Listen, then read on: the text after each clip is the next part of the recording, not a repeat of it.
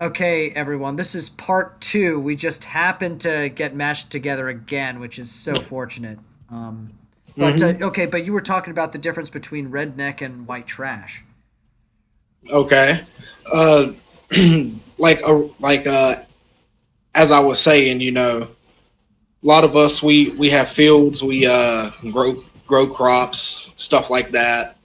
I have animals, whatnot, and we rely off the land a lot more than most people do. We are respectful people.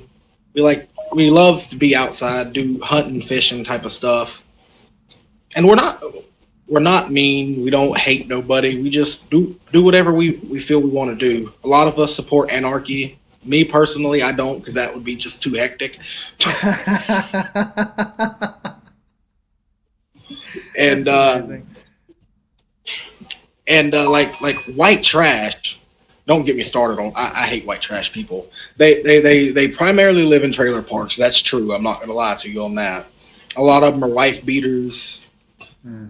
I mean, they're also a lot of the ones who hang the Confederate flags, but so do rednecks. Hmm. That is a common Yeah. thing. Well, so and this is something that's kind of been coming up a lot in different like media things and stuff. Like, what could you explain what you think is the rationale of supporting the Confederate flag? Because a lot of people, and me too, like I don't understand why it's still hanging. And could you give us a little insight Okay. onto that? Oh, come on. Yeah, actually, I can. So, there's a lot of people who support the Confederate flag, and some of them are racist. But there's other people when they look at the Confederate flag, they don't see racism. They just see, unity in the southern countries and other southern people. And it's interesting because those people who can look at the American flag, especially with my, or not the American flag, the Confederate flag with my skin color, and not see racism, that's white privilege. I'll admit that fully. White privilege does not mean you didn't have it hard, because a lot of us had hard lives, we had difficult lives, but white privilege does not necessarily mean that. We can see things like the Confederate flag and view it in a non-racist way, even though it stood for racism, years and Mm-hmm. years ago. So that's white privilege, and that's. I hope I helped with the way I explained that. Yeah, well, that's you know what, I think this is one of the problems of our media, and especially living in our particular bubbles, right? Political bubbles, is that I would venture to guess that a lot of liberals that are kind of in my bubble would never think that someone who calls themselves a redneck would ever give an explanation like that. But that is your understanding of white privilege, and it's Mm-hmm. rational, it's reasonable, and this is why people just need to listen more. You know what I That's mean? true. You know? So what do you think Mm-hmm. about like news sources? Like where do you go to find your information? Honestly, I don't support the news. I don't watch the news. I feel like everything's dramatized and just done in a unprofessional way on those news outlets. I get all my information word of mouth, talking to people, watching, listening, paying attention, Hmm. seeing how the world works, especially down south. It's a whole different world than, most of the country. What is there anything else that I haven't really asked about or talked about that you think would be really important for people to know about living in rural America, living in Georgia, living in the South, that you think is important? Um, I mean, I would suggest if you're not used to this kind of living, not to just try to come out here and live like this because, for example, internet where I live is not very accessible. I don't have internet. I use mobile hotspot on my phone or mobile data. Internet's not accessible for the places I live. There's few people that do have it. Like here, you can get it, but nobody can right now because there's only so many spots and you have to wait until somebody cancels you know, their subscription with them to get it. Yeah. Cable, you don't. you're not going to get cable down here where I live. Sorry, you're going to have to live off. You're going to have to use this thing, which a lot of younger people won't know what this is. Yeah, what is that? And this is like an antenna. Oh, okay. I see. I see. I actually have one of those from my TV and didn't recognize it. Yeah. Um, Interesting. And if you come down here, you're going to experience all kinds of different cultures and things. You know, you're definitely going to experience the racism, and you're going to experience Southern hospitality. Yeah, and that was. Depends. Oh, I'm sorry. Go ahead. It really depends on the people you come across. But go ahead, as you were saying. Yeah, I was. So two things is, well, the first thing is, could you touch a little more on like Southern hospitality and what you think that people from outside the South could learn about being kind or being nice that you don't that you haven't experienced really from them? Well, Southern hospitality, it's interesting because it's a double-edged sword. When you're nice to people, you help people, it can always come back to bite you in the ass. Personally, there was a guy when I was working at the flea market, came up to me, asked for some change. I didn't have no change, but I had a necklace on, a beautiful, beautiful silver necklace with some diamonds all over it. It was a beautiful necklace. I took it off and I gave it to the man and told him the pawn shop will take this for a couple $100. And he said thank you. He was saying thank you, you're a God-sent blessing, this and that. Well, the next day, I'm driving around, and I see this man on the side of the road. I pull over, ask him if he needs a ride, and he don't remember me. He is bugged out. Like, he was on meth. You could tell by the way he was acting. So that's kind of the double-edged sword of it. But there's a lot of people down south you'll meet that are very nice. They'll help you out and stuff like that. Like, you know, I knew a guy. He was a drifter. I'm sure you know what drifting is. And he didn't even ask, like, for me to help him. He just seen the creek running through my backyard, asked if he could fish it so he could eat. Wow. And I'm like, really? And he's like, yeah. And I'm just like, if that's what you want to do, you can, but I can also feed you. And so I brought him in, I fed him, that kind of stuff. And that Southern hospitality just helping somebody in a time of crises. And I also just want to tell everybody, do be careful about helping people, because as I just told my personal experience with helping somebody, how that happened. But I mean, help people, but also like, don't pour from your glass if your glass is almost empty. You know, if you don't have the capability, because I've done that before, help people, like gave a man my last $5 or whatever. Like, don't do that, because you need to help yourself before you help others. Make sure you're at a position to help first, because you don't want to damn yourself. Wow, that's really wise. That's really wise. How old are you, AJ? I'm 20. 20? Okay. Dude, I had no idea. I was like, are you 30? Are you 18? Are you? I had no idea. I'm 20 actually. 20. One last question. Okay. I think you know, a lot of the issues that are going on have to do a lot with like hate, like people just hating other people, and I think it's because they just haven't experienced. They don't try to put themselves in other people's shoes. And for you, like, how do you think that we try to bridge the divides and kind of curb this hatred that's running rampant through our society? Honestly, that's a very difficult question, because hate has always been a thing in this world, and it always will be. I don't think you can eliminate hate. I don't think you can eliminate racism, sexism.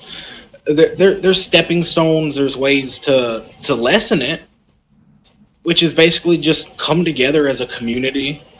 You know, like personally, I go to a church that some people would call a black church. It's just a church if you look at it the way I do, but it's 90% black people. I go to that church because the preacher is wonderful, Mm. and get familiar, get familiar with cultures of other races and other people's walks of life. Because if you can understand their walk of life a little better, then the hate kind of seems pointless. Mm. Yeah, that's really, really, really wise. Yeah. Thank you. Yeah. Yeah. Is there any last things that you'd want to say before we end part two? Um, Not that I can think of, unless you have anything else you want to add or ask or whatever. No, I think we ran the I think just your the thing that I'm just most interested in about you is your personal story. That like your dad, was making drugs, and that this kind of came about. And I mean, I guess has your have oh has your dad been in jail for a long time, and how has that affected you deeply, you think? Um, he was actually he got put he went to jail about 4 months before I was born. Then he got out, and my mother actually went over to where he was staying at and said, "I've been raising this thing for like 3 4 years. It's your turn to raise this thing." I was referred to as a thing, Are you kidding and me? no, I'm not actually. Dude, you And don't deserve that, man. You don't deserve that. it happens. And but so my father said okay, and he brought me in, and he could not raise me. He's a druggie. He did not want to put me in that lifestyle. So he brought me actually to this house where my grandmother is, and very respectfully said, "I cannot raise this child. I want him to have the best life he can, and that's not with me." And asked if she would take me, and she said yes, of course. So I've been living with my grandmother since then. And actually, when I was 8 years old, my biological mother was angry about the whole me being adopted and not being allowed to be with her. And she brought me out into this front yard and told me I was stolen from her. And I was 8, and told me I was stolen, I was kidnapped, I was brainwashed. And I'm sure you can see how that could affect an 8-year-old. And if you just want to hear my personal story, I can tell you. I would love to. So I just grew up. She ended up leaving. She went to Florida and living with her kids, my half brothers and sisters. I barely know them and don't care to know me either. So it's whatever. And so I grew up around here. Didn't It didn't much happen until I turned around 13. I met this kid named Austin, shared the same first name as me, and we became best friends. And he started getting into drugs and wilder stuff, and I started getting into it as well. I was 13, getting ready to turn 14 when I first tried meth, and I was on it until I was 18. Ah, from And then, 14. Wait, are you saying from 14 to 18 you were doing meth? yes. Could you could you describe that kind of experience being high on meth? Okay, so when I first did it, I he handed me a pipe and told me how to smoke it, and I hit it a couple times. I didn't feel too much different, just a little head change, and I kept doing it and kept doing it because it the high dies down after like 15 minutes, and it's highly addictive. You want to feel that again, and it just like it started to become an escape from my reality, and I could take it and just feel complete blissfulness. I never did get paranoid off of it or anything like that, like some people do. I just enjoyed the way it felt, and I would do it for like a day or two, then I'd stop for a week, And then it started to the point I would do it for weeks at a time and stop for 2 or 3 days just to sleep and eat. And I went from 200 pounds to 125 within 6 months. And I was doing it almost every day of my life. And I would stay up like weeks at a time with no sleep. And it was crazy. I started hearing things. And towards the end, when I finally decided to quit, I was skinny. I'm talking about I was probably not even 100 pounds soaking wet. And I never slept. I had dark circles under my eyes. I looked bad. And actually, my big brother, who's not even my real brother, just somebody I look at as a brother, he came over and was like, "You're going to rehab." I'm like, "No, I'm not." And he said, "I don't care what you do or say. I don't care if I have to whoop your ass. I'm putting you in the back of that truck and taking you." So he whooped my ass, put me in the back of the truck because I refused to go. Like, I tried to fight him for trying to take me, which was, why would I try to hurt somebody who's trying to help me? And he forced me to go to rehab, and withdrawals on meth were not that bad as far as physical. You know, like physical didn't get too bad. You'd get shakes, you might get some hot flashes, sweat, and irregular heartbeat. But it's not like heroin or crack or the main withdrawals were the mental. I was going through I can't remember the medical term for it, but when I was withdrawing, I was unable to feel emotion. I could not feel sadness, happiness, anger. I was just blank. I didn't care about anything. And after that wore off, I went straight into a deep depression. And while in rehab, I tried to kill myself. And then about a year after I got sober, I started to feel okay again. I started gaining weight, and I got out of rehab, and I cut off everybody in my life that was on any sort of substances. At this point, even weed, because I was just scared to death of doing anything at the time. You know, I didn't want to fall back to that cycle. And people say once you do a substance like that, you're never fully it never fully leaves you, and that's true. Just last night, I had a dream where I was smoking meth with a friend of mine, which was crazy. Crazy to think of. I had that dream, woke up this morning wanting to do it really badly. And I still have those urges all the time. And when that happens, I have to turn to people who I know care for me for that moral support to keep me off of it, because it's rough. I miss it. It was probably weird for some people to hear somebody say that they miss that kind of lifestyle, but it's not just the drug that is addicting. That's addictive, sure, but the lifestyle that came along with it was very addictive. And when when this lifestyle ended, I didn't know how to act for a while. Now I'm finally comfortable in my own skin and with who I am now after 4 years of addiction. But I still have those urges. I just have to be stronger than it, you know? Wow. Oh, it's so true, right? Like those kind of habits that were built in that very formative part of your life. It's gonna take a long time. It's gonna take time to slowly transition out of thinking about it, and Mm-hmm. do you feel like you have a decent support system of people that you can go to, and is there a Narcotics Anonymous near you, like in any kind of church or anything, or?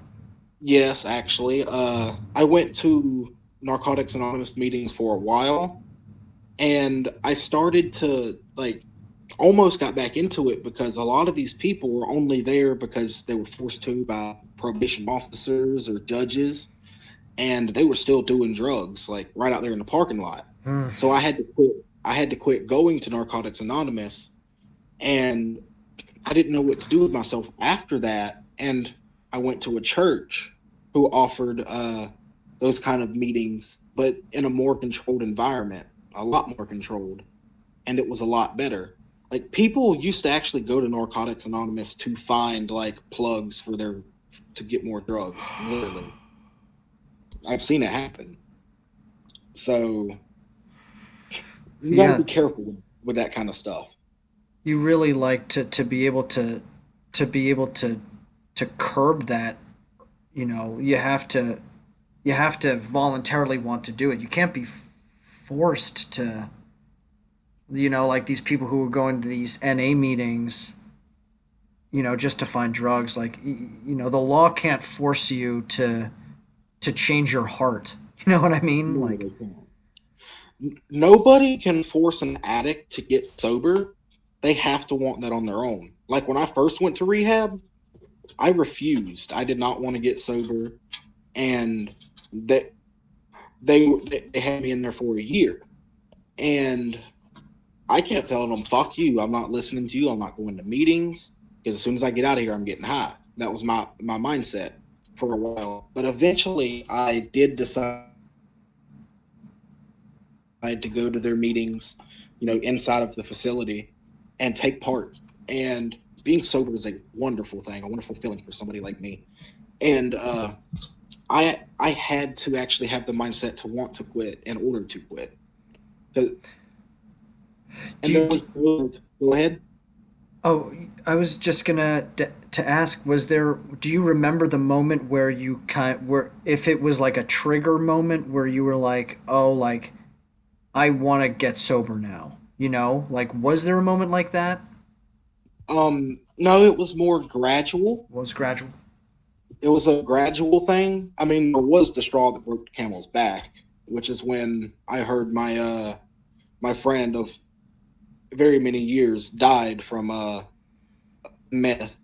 Turns out the jackass who sold it to him sold him a bad batch, and he was he was his own needle and put it into his veins, and it killed him like very quickly. And that was actually like I was already starting up to that point of wanting to quit, but still like not too sure. Like yeah, some days I wanted to, some days I didn't. And then when that happened, that was when I decided to stay sober for the rest of my life. Mm.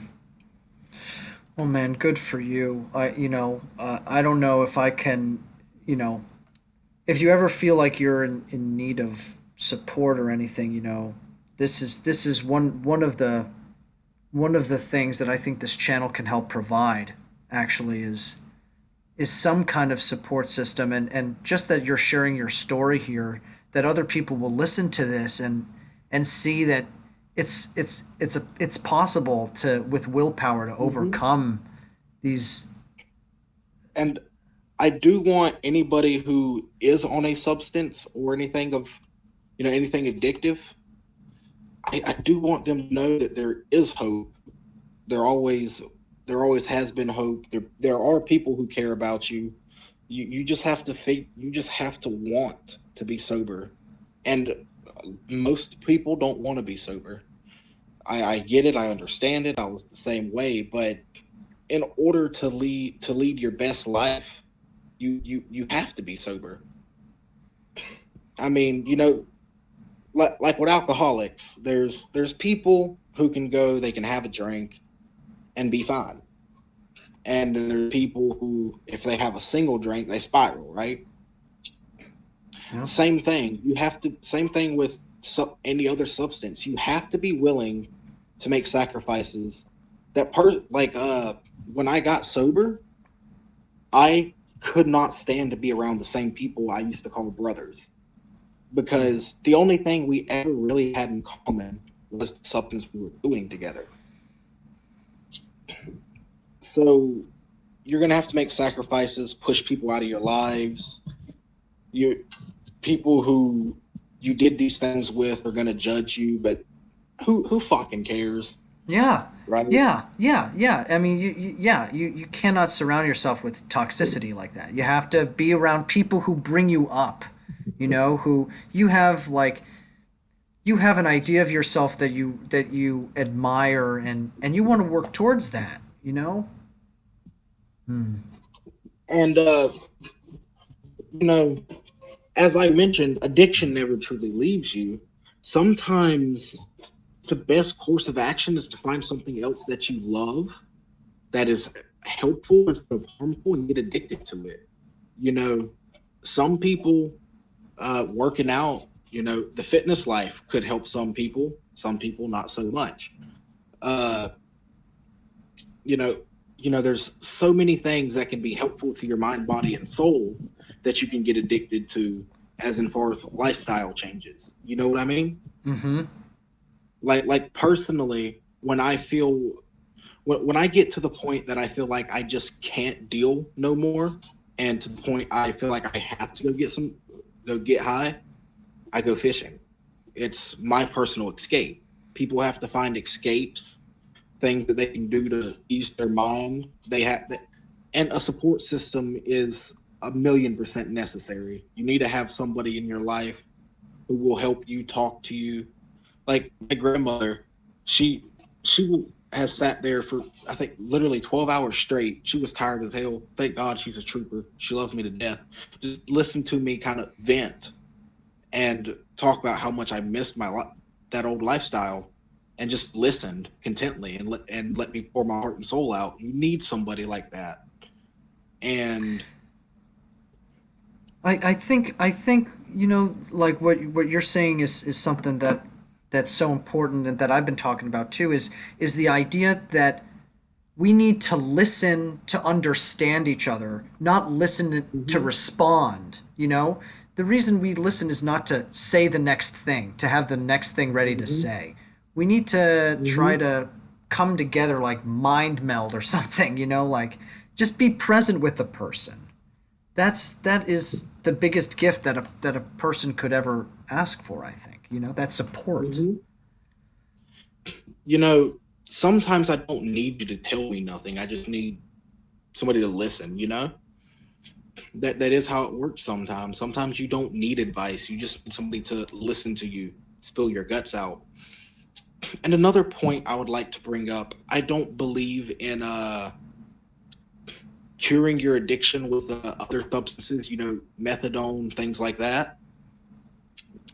I, I understand to some extent it is necessary, like for heroin addicts, because heroin withdrawals can kill a person. So can alcohol withdrawals. I think those are the main two substances that withdrawals alone can kill you. But so to some extent it's needed. But if you were on meth or something, I feel you should not try to rely on another substance, even if it is given to you by a doctor. I just don't think you should rely on another substance to get you off one. And Wow. I firmly believe in quitting cold turkey as well. It's gonna hurt and it's gonna suck, but that's the only way. I don't believe in getting yourself off, because people rarely ever successfully wean themselves off of a substance. I wonder if So, there is like a study for that. That's something that I think would actually be worth looking into. Is like the idea of, I, you know, it sounds like for you, like your personal preference is going cold turkey, but I wonder if there is a good track record for kind of like a gradual. I don't know. I mean, that is used, and I'm sure it could work, but like, addicts are not to be trusted. I'm just gonna tell you Yeah. immediately. If that addict truly does not want to quit, they're not gonna wing themselves off. They're gonna tell you they're doing that. So I feel like if that is to be done, it should be done in a very controlled environment. Actually, now that you bring that up, I feel like if that was done in a rehab setting, Mm, it could actually help many more people, because they can actually control what you get, how much you get. mm, mm. Because like alcohol and heroin, as I said, if you quit cold turkey, it very well can kill you. So that is why I do give an exception if you're a heroin addict or an alcoholic. You do need pills or other sort of substances given to you by a doctor, of course, a professional, because otherwise it can kill you. Just the withdrawals alone. Oh, AJ, your story and it's not only your story, but just like your care, like there's like a core of kindness to you, man. That's really, it's great. And I feel so lucky to have met you today. Um, yeah. So thank you. Thank you for sharing and You're welcome. And I'm glad I met you yeah, man. as Yeah. well. It's awesome. It's really cool. Well, and keep in touch too. This is I don't know. I think that you got the link. Just and if you think if you think that maybe another friend of yours or something would be interested in talking, I would love to have. I don't know if you have Zoom, but I would love to have you on again with maybe a friend who has had maybe a similar experience where you could kind of talk more about this stuff. But I mean, Actually, I that's. do. Do you? I do know somebody who would be interested. That'd be great. Well, yeah, and so here I'll send you on the channel.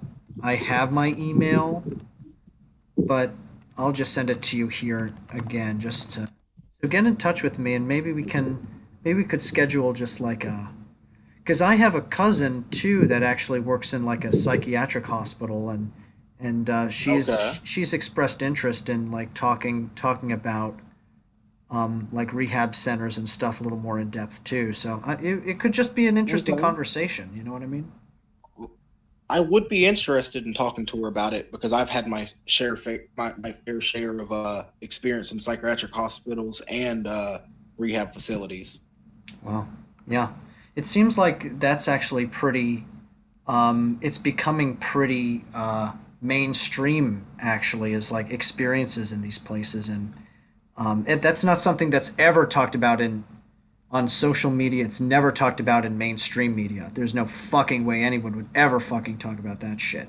So, I think it's important to I think it's important to kind of maybe open up a conversation more about it, you know? Yeah, I've met some of the most normal people you thought you would have never seen in those facilities that were there.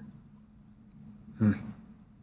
Yeah. But Well, thanks again, man, and Mhm. I'll be talking to you soon. If you want to send a picture of yourself for the thumbnail to the video, you could send that Okay, to the email too. Or if you just want me to, if you don't, I'll just crop the picture of you like right now and put that on the video too. So no worries. I, I, if you don't get the email soon, you can go ahead and do that. Awesome, sounds good, dude. All right, All right, man. All right. Hey, hey, you take it easy now. all right, yeah, take care, man. Bye. Oh, oh, it was so awesome. That oh. Oh no. It's so awesome that we reconnected after disconnecting. That never happens. That rarely happens, man. Amazing.